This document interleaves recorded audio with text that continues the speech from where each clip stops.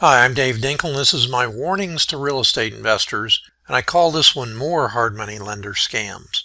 This is warning number 2B in the series, and I felt compelled to do this follow-up investor warnings because I just got a call from an investor who watched my video on hard money lender scams, and he was truly terrified. His first question was, how do I know my lender will come to closing? He was freaked out because his proposed lender, who had been super attentive to his emails, had suddenly ghosted him. If you don't know what ghosted him means, it means no emails, no phone calls, no return text messages, and the guy just seemed to vanish off the earth. To add insult to injury, his closing was coming up in a few days, and he had a killer deal. Frankly, he was panicked, and rightfully so.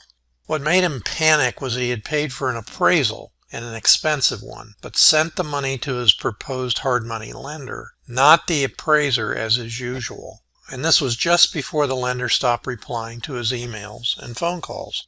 His question was, will the lender close, and what can I do now? Well, I can't speak for the lender and I can't read minds, but these are all the flags or symptoms or traps that people who are getting scammed by hard money lenders fall into. The purpose of this video is not to paint hard money lenders as scammers. I'll talk about that later. What I'm trying to do here is, especially with new investors, give you an idea of what you should do to make sure if this is going to be a rehab for you, and it's your first rehab or whatever, that you know what to expect.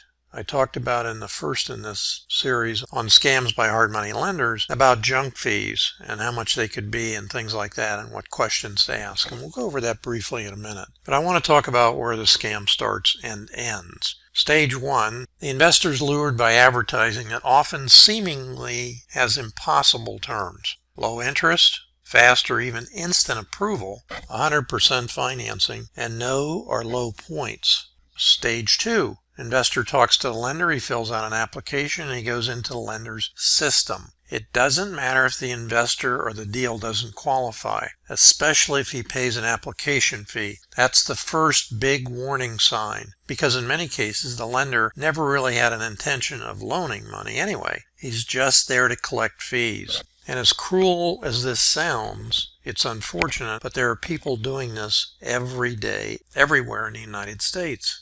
Stage 3, the lender becomes his best friend and may send 50 or more emails letting the investor feel he's on the deal and the investor is going to qualify. Now, this is where the lender starts asking for fees to be paid in advance. Now, they can be origination fees, credit report fees, doc prep fees, inspection fees, survey fees, and any other fees that are paid up front and not paid on the HUD or closing statement. That's another warning sign.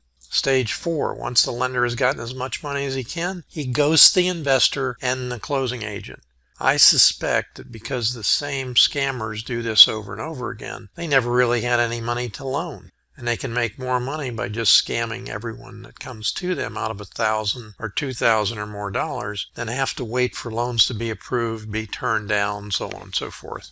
And the amount that you can be scammed is anywhere from a $4.95 application fee, and it could be smaller. It doesn't matter if it's only $150. You shouldn't have to pay any upfront fees. I've heard them as high as $15,000 on occasion, but $5,000 is sort of the upper limit for the average new investor. Investor's deal is dead. It's stage 4, and everyone loses except the bogus lender.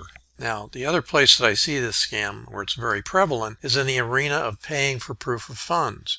Now, I had somebody come to me probably a month ago and ask me for a $5 billion proof of funds. Not million, $1 billion proof of funds. That's just absolutely, utterly ridiculous. But yet the mentality of some of the people watching YouTube videos is that, just ask for a proof of funds or pay for one if you have to. You can get one for any amount you want or make one yourself. I don't know what they're thinking. But if you have to pay for a proof of funds, you better see what it looks like, because most of the proof of funds that I see may even have what they call a verification of deposit or VOD. And their verification of deposit is very simply a letter from the banker that says, yes, Mr. Funder has an average balance with us of $200,000 or $600,000 or whatever else in his account for this month. Well, that's not what people want to see when they ask for a proof of funds. They want to see a bank statement.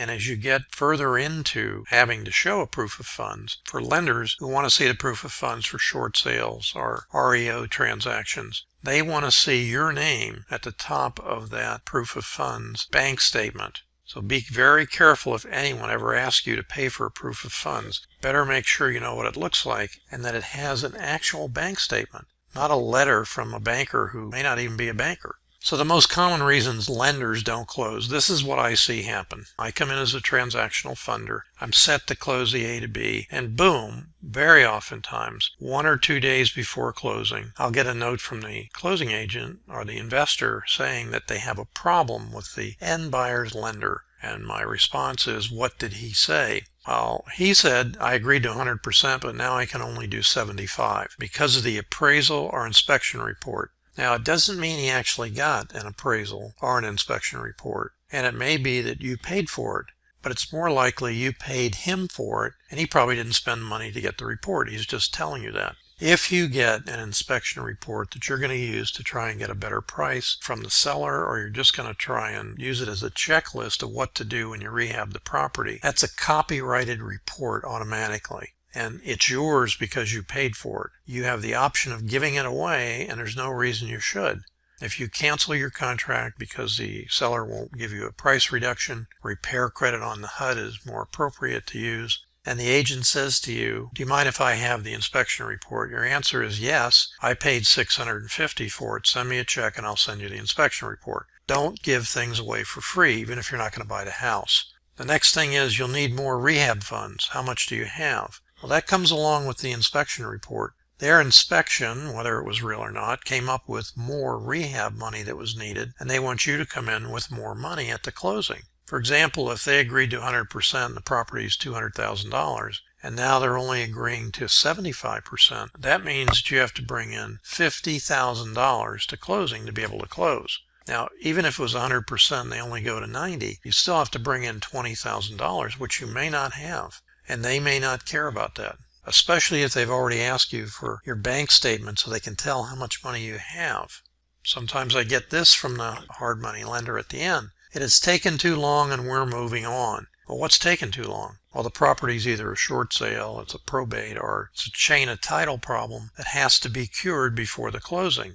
And they use that as an excuse to, we're moving on. Well, are they going to give you back your fees that you've already paid? Not likely. They never intended to close, just collect fees. And as crappy as that sounds, it's true. Be careful. Do your research.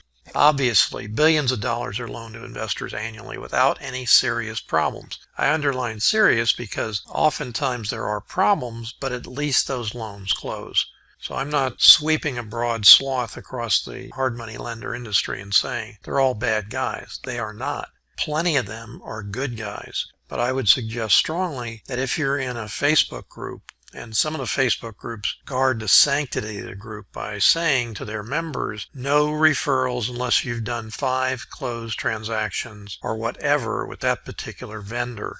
Great idea. At least you know what's going on. And frankly, it's the new investors seeking their first rehab loans that get skewed by these scammers most often. Don't be a victim. Do your research. No upfront money before closing for any lender. How to find reputable hard money lenders? Very simply, ask for referrals and don't stop with just one. Interview your prospective lender. Ask the question, how much do I have to bring to closing for a $100,000 loan? The purpose of this is to find out what percentage he's going to allow you to borrow from him. For example, 80%, you'd have to bring in $20,000 plus the junk fees. Those are the things you really want to know. That's the purpose of this question. How much else besides my percentage do I have to bring in? Never, ever pay the prospective lender any upfront fees. I've said it now 4 or 5 times. Even if he says they will be credited back on the closing. If you don't close, there's no credit back. Make sure you understand how long your loan is for and what happens if you have to extend it. Critically important because you're going to have to pay probably extension fees. And they can be another full set of points. Might be 1 point, might be 3 points. The reason you're getting an extension is your rehab didn't go as expected. And now you're going to have more of a negative capital drain as you extend outward, so to speak. In closing, I want you to assign any contract you can. You're not going to hear any other money lender say that to you. I'm in the business to help you as an investor do the best you can in your career in real estate investing. That includes being able to assign a contract to save money on closing costs. Now, there's other ways to save money on closing costs so you can actually do double closings and not pay double closing costs. If you can't because the seller won't allow you to do the assignment, profit's too large, the end buyer won't allow it, the state or closing agent or closing attorney won't allow it, I can help. After thousands and thousands of closings, I am your go-to guy to get deals done. I am besttransactionalfunding.com. I'm Dave Dinkle. 954-274-1003, and I wish you limitless success in all that you do.